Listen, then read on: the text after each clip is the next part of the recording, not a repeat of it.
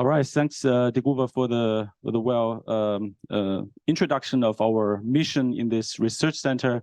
And then I would like to give a little bit more insights into our research related to physics and machine learning here in Aachen. So we know that an efficient battery is not only good for your wallet, but also very essential for our climate goals. We all know that Germany aims to become climate neutral by 2045, and the world aims to keep the temperature rise below 1.5 degrees by 2100. So definitely the energy transition with advanced battery technology is a very significant contribution to the climate-friendly and crisis-resistant energy supply, particularly in the face of energy security concerns, as well as the ongoing rise in the energy prices. That's why an accelerated energy transition with robust battery usage is very essential here for an affordable, independent, and secure energy supply. We know that the powerful battery technology is good for our electric cars and are also needed for the mobility transition from internal combustion engines to the electromobility. The efficient batteries also enable grid and home storage for cost-efficient electricity generation. And they also play a very important role in stabilizing grids for renewable energy and can compensate for fluctuations when the wind isn't blowing, the sun has set for the night.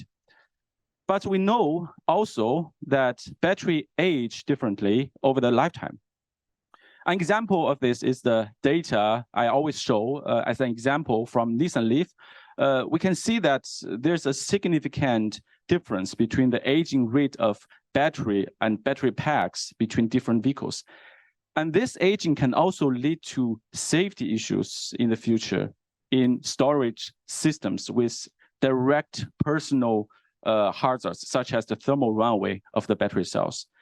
So the question is actually whether a more efficient and reliable battery application is possible or not.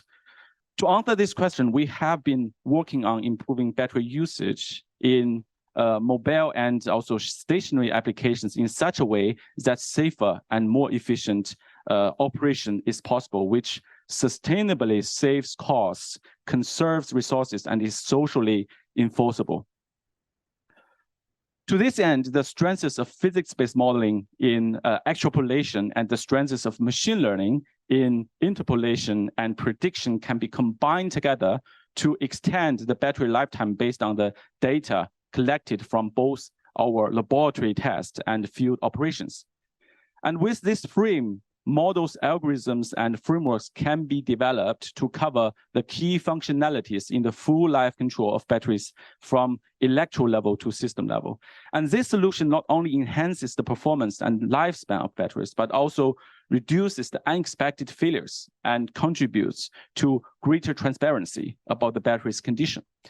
Now, I would like to give you some examples how we can use machine learning to enhance battery performance and with improved aging diagnosis, prognosis, and optimization. So I will start with aging diagnosis.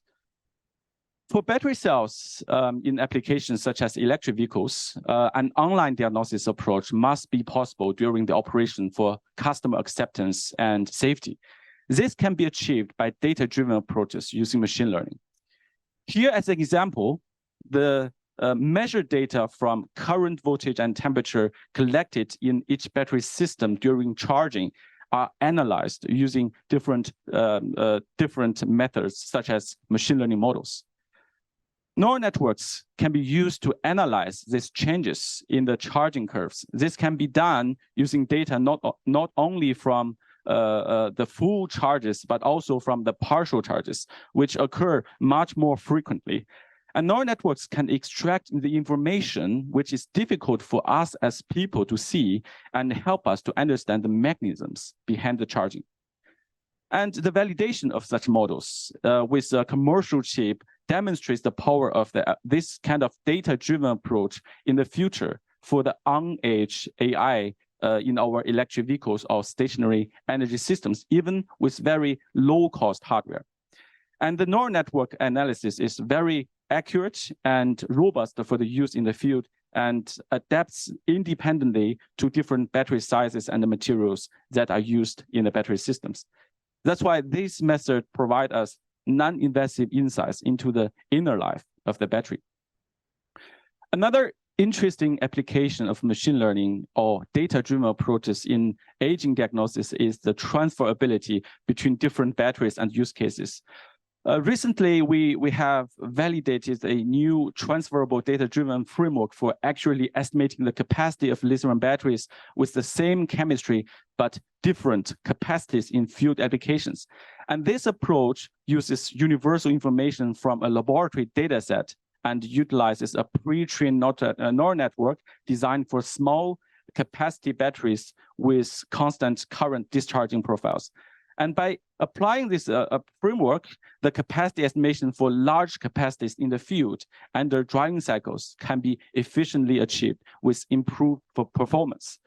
And this further shows the importance of sharing the knowledge across different capacities of lithium batteries, especially with similar chemistries, which enable us to have a more effective and accurate capacity diagnosis in the field. So, but can we do it better compared to these pure data-driven models?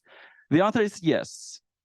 So the capacity and resistance are the main information we try to get from the battery regarding the aging information.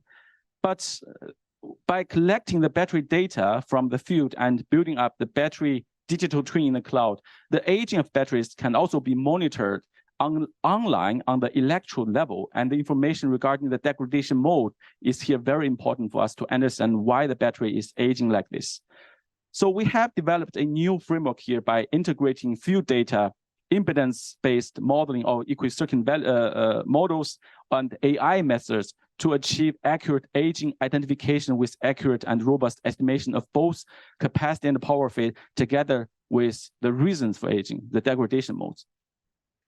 So the model is quite simple here. The first part of the model is the standard extended Savini model, which is composed of ohmic resistant to RC pairs representing the impedance of the battery in charge transfer and diffusion. And these parameters represent the cell impedance in different frequency areas. And what is new here is we combined a new OCV reconstruction model together with this simple model, where we can see that this OCV construction model is inspired by the strengths of the electrochemical models in electrode level OCV updates. And with this OCV reconstruction model, the open circuit potential, the OCP of the cathode and anode, are used together with the OCV balancing parameters to update the shape of the cell OCV during optimization using our AI algorithms. By matching the cell OCV and other parameters with our battery field data, we're able to identify the change of OCV during charging. By doing this, we can further analyze the degradation mode of the batteries. So with this battery diagnosis method, the OCV of the battery cell can also be then reconstructed online based on the field data. So you can see on the left-hand side, we show the measurement in our checkups during testing with QCV test. And on the right-hand side are the reconstructed OCV only using driving data. This is not based on any kind of standard checkup test in the laboratory. And we can see that this method is able to reconstruct OCV quite well. And we also carry out further the ICA analysis, incremental capacity analysis, and we can see 4 peaks can be observed on both measurement and reconstructed OCV, and highlighting the fidelity of these reconstructed curves. So when we further look at the results, we can see that the results of the identification of this cell balancing parameters on the top and the degradation modes on the bottom. And here the blue curves are measured values based on the QCV test in the laboratory, and the red curves are the estimation of our algorithm. And we can see that loss of lithium inventory, LLI, and loss of active material for the negative electrode, LAM, are the dominating degradation modes for the battery cell we used here in the lab, while the LAM for positive electrode is not very significant. This further indicates that the SEI formation during aging for this cell due to the severe volumetric changes of the blend anode we used in this cell, which also matches the impedance change of the battery cell. We do this all in operation based on the battery field data. We are able to estimate the battery capacity fade, resistance increase, impedance changes, and even now the aging mode. Let's then further look at some complex stuff. So to monitor the aging during operation, the OEMs collect battery data from the internal BMS memory and send it to the global data pool for processing and analysis. And to minimize the battery memory usage and ensure that lifelong data logging, the measured signals are often compressed into aggregated forms, such as the bind histograms here. So here is a very good example from my colleague Valentin, and you can see as an example, the values in the field data readouts consist of both single values and histogram values, which have significant statistical information related to the battery aging. And compared to the laboratory data, the aging diagnosis based on the field data show us a very new challenge in form of complexity and inconsistent estimations. So compared to the statistical field data, the laboratory data are significantly different. So they are very high resolution time series measurements under specific testing conditions for calendar aging and cyclic aging. And here you can see in figure A is the example of the cell voltage curve of a checkup test to determine the aging factors in the laboratory. And the capacity is measured at 1C full discharge and the inner resistance at 2C discharge pulse after 3 seconds. In figure B and C, we plotted the resulting SOH values from calendric aging test and cyclic aging test respectively. So the question now is, how can we combine these two kind of data sets for a better aging diagnosis? So the measured data from the laboratory data sets or tests represent accurate data aging related to aging together with time theories, input signals, and very well checkups regarding capacity and resistance. But in contrast, the collected field data comprise single and histogram values of real custom behavior, but therefore include inconsistent SOH estimations. So how to integrate them together and combine this information? So to overcome these issues, we developed a framework that combines accurate laboratory aging data with driving data from a large consumer base. To join benefits from both data sources, the laboratory data can be transformed into the field data format first, and then we use the data augmentation step to improve the information content of compressed histogram formats by approximating the true histogram distribution. After that, we can then select the aging features for aging estimation based on the aging correlations of the laboratory data and identify the redundancies among input features from correlations of the field data. So by doing this, we have validated that if we use the laboratory data correctly, we have successfully improved the performance of aging diagnosis in field data by about 60%. So with the ability to identify the aging status of the battery, so we get a lot of information regarding resistance, capacity, and impedance and aging modes of the battery for every time point for the whole lifetime. So what we want to do next is we would like to predict the future. We would like to predict what are the behaviors of the battery in the next 5 years, in next 10 years. And for OEMs, it is important to give the warranty for the users of the car. So we know aging is very complex and a lot of stress factors such as temperature, DOD, depth of discharge, and current load will strongly influence the aging speed of the batteries. And these stress factors will be different among the electric vehicles or stationary energy storage systems due to different reasons like location differences, driving behavior differences, or charging behavior differences. Although the prediction of the future aging is very challenging, accurate prediction of battery aging is very important to us to understand how long the lifetime of the batteries is and how much is the residual value of the battery pack after several years of use, and how to use such aged batteries from our electric vehicles further in second life in stationary energy storage systems. So this is a data set from our laboratory and from our previous colleagues. We use it a lot in our research. It's a very nice data set. So here you can see 48 battery cells aged in the same condition. And we can see at the beginning, there's very little difference in degradation, but at the end of life, at about 80%, the difference in aging is very significant. It's about more than 400 cycles of difference.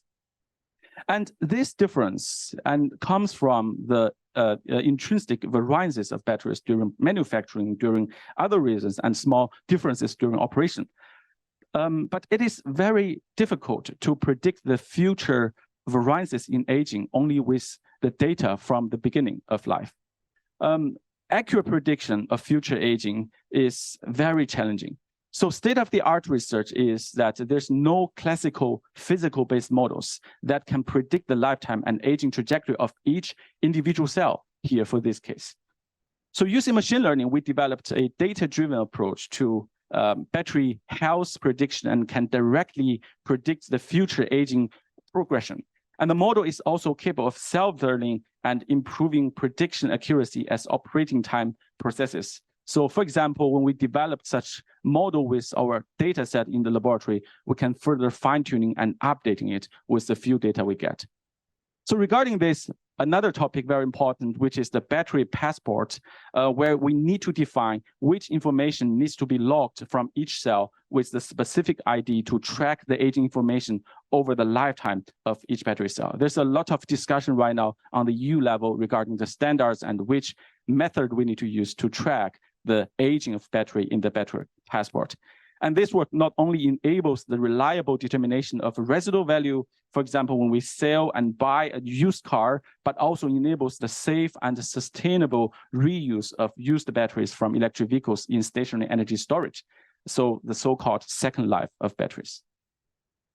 So we further developed some other algorithms to combine the information from resistance or power with the energy and capacity related parameters or information to help each other to improve the prediction performance. And this so-called multitask learning model has also outperformed the standard single-task learning models, both in performance and computation efficiency, almost for all the important aging-related features. And as always, so in the field, it is much more complex than this. So similar to aging diagnosis, so on the field data, as we know, there are different kinds of data can be logged. And there's an example where we are working on a field data from real-world electric buses. So the whole data set includes the time series data such as voltage, current, and temperature of 60 electric buses over 3 years and over 400 kilometer mileages.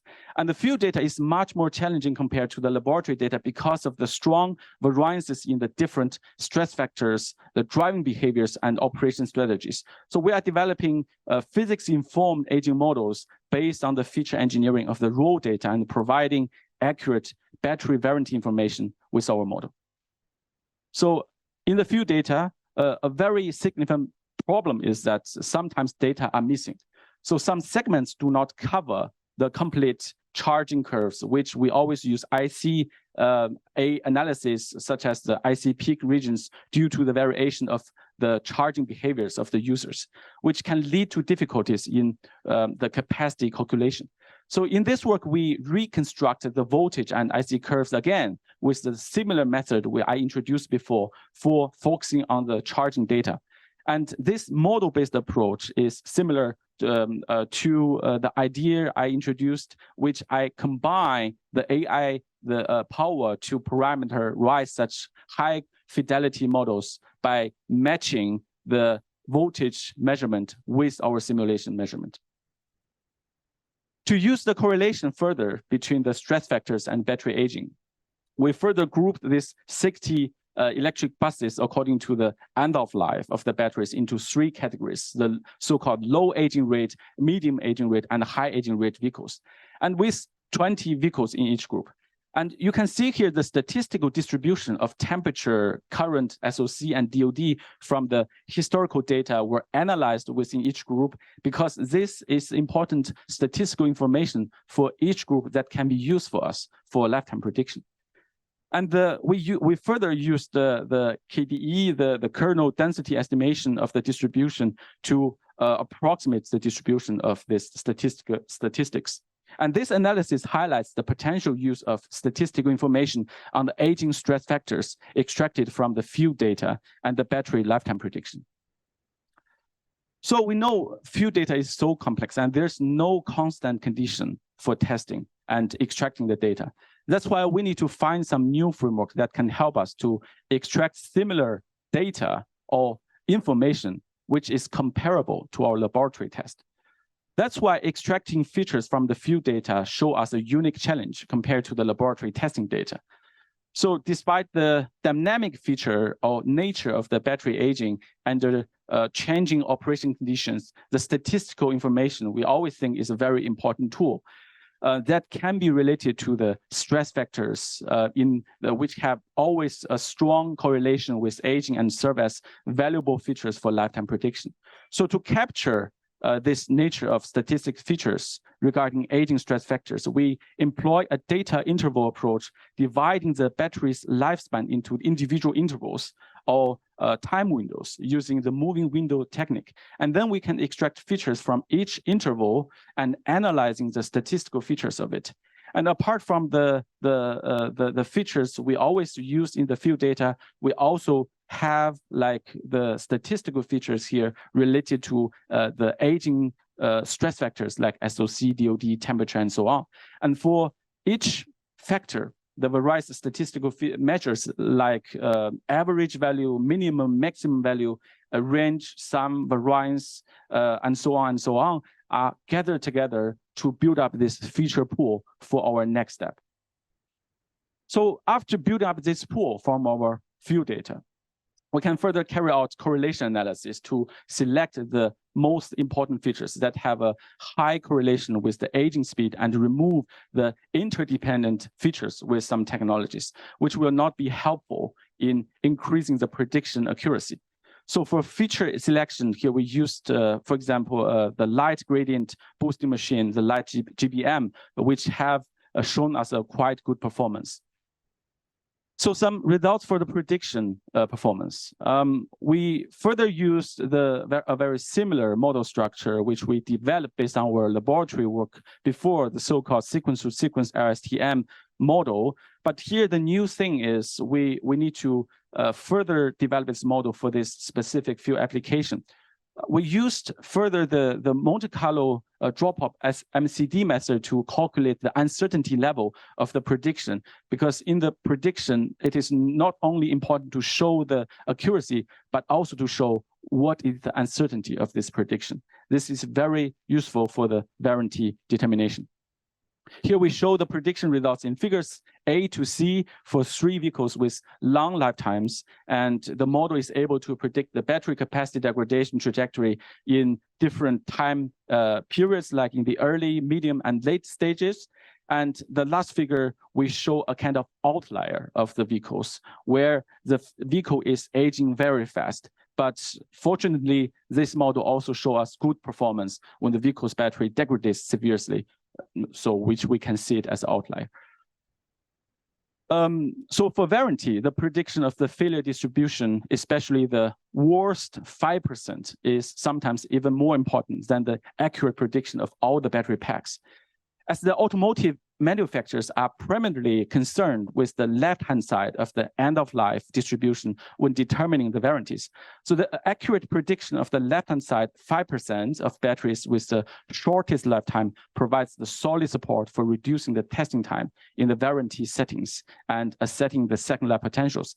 Here we demonstrate a good prediction of the failure distribution, especially vehicles with the worst lifetime.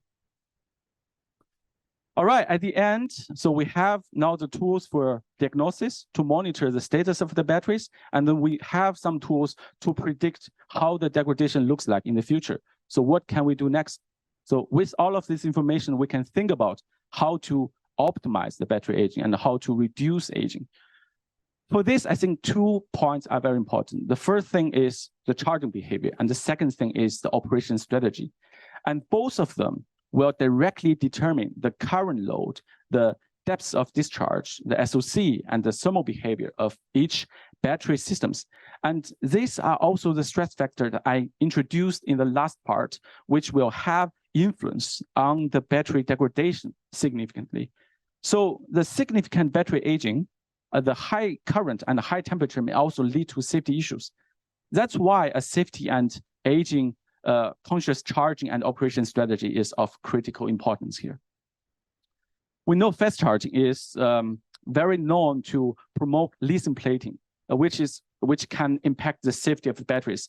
Lithium plating is an undesired set reaction on the anode side of lithium-ion batteries, where lithium ion can be reduced to metallic lithium instead of intercalating into the anode crystal structure.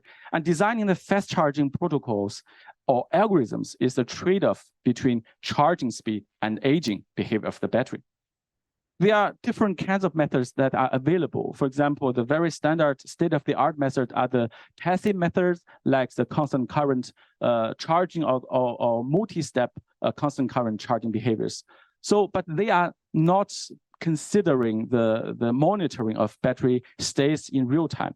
And for design of such method, we need to do a lot of testing procedure in the laboratory to kind of trial and error or using some machine learning method to optimize these parameters.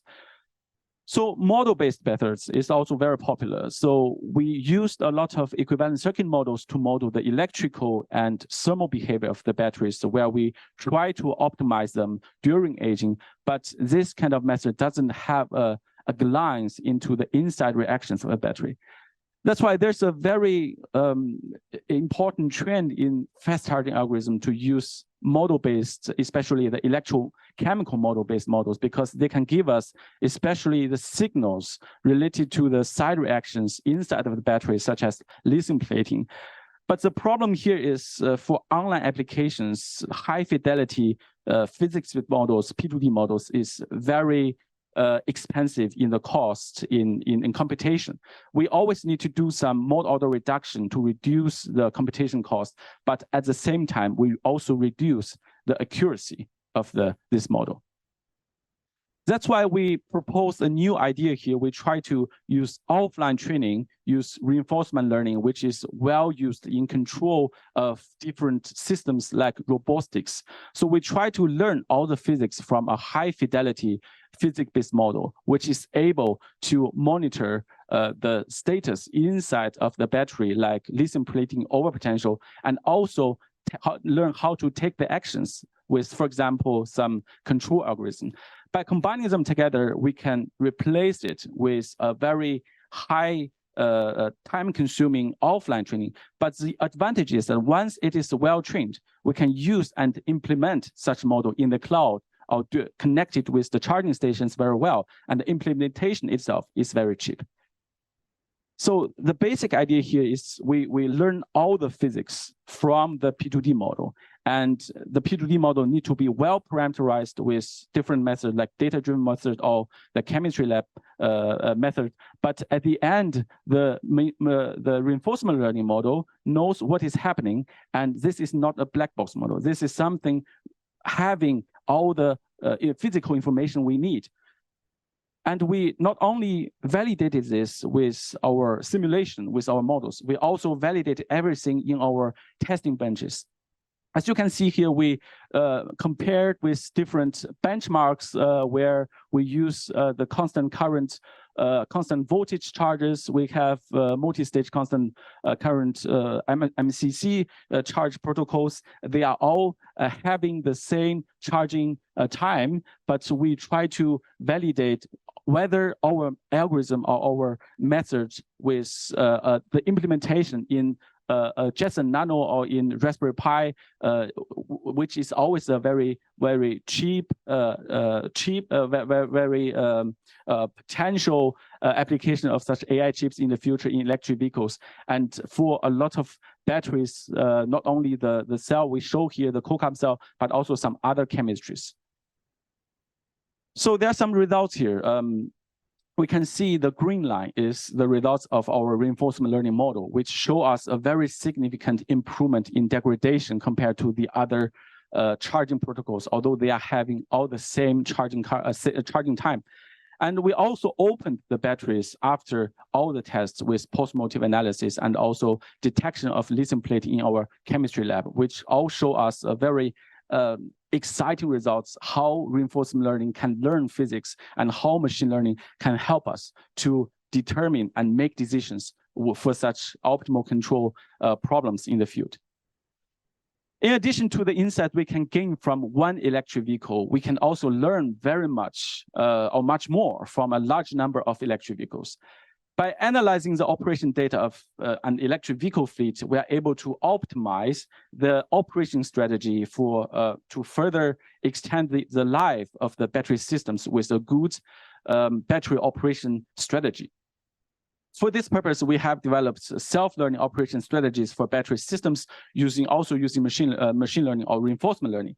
And the reinforcement learning can learn from the historical results and gradually optimize the control scheme by interacting with the environment, resulting in the self-adapted operation strategies for different driving conditions. And the good news is with this learning method, we are able to extend the battery life by more than 25%, reduce the operation cost of electric vehicles by up to 30%. And the developed approach for optimizing the operation strategy offers excellent opportunities for improving the energy efficiency, material efficiency, and reducing the life cycle cost. And the social acceptance of electric vehicles with limited range can then be increased by optimized operating strategies and thus optimally utilize range. So this comes to the end of my talk. And to summarize, we are developing new solutions to monitor, predict, and control of the battery dynamics in both mobility and energy sectors with the battery digital twin. I think Billy will also give some insights into battery digital twin later. And by integration, with this integration of the information in data collected from both laboratory and operation field with the physics-based modeling and machine learning, we are working on developing various models, algorithms, and physics-based frameworks, covering the key functionalities in full life control of lithium-ion batteries from the electro level to the system level. And what is the overall significance of this work? So the primary contribution of our work is to revolutionize the battery diagnosis and consequently the battery usage using machine learning. And the digitalization of the battery systems through this work enables the data to transmit throughout the entire life cycle from production to recycling. And this enhances the safety and reliability of battery systems.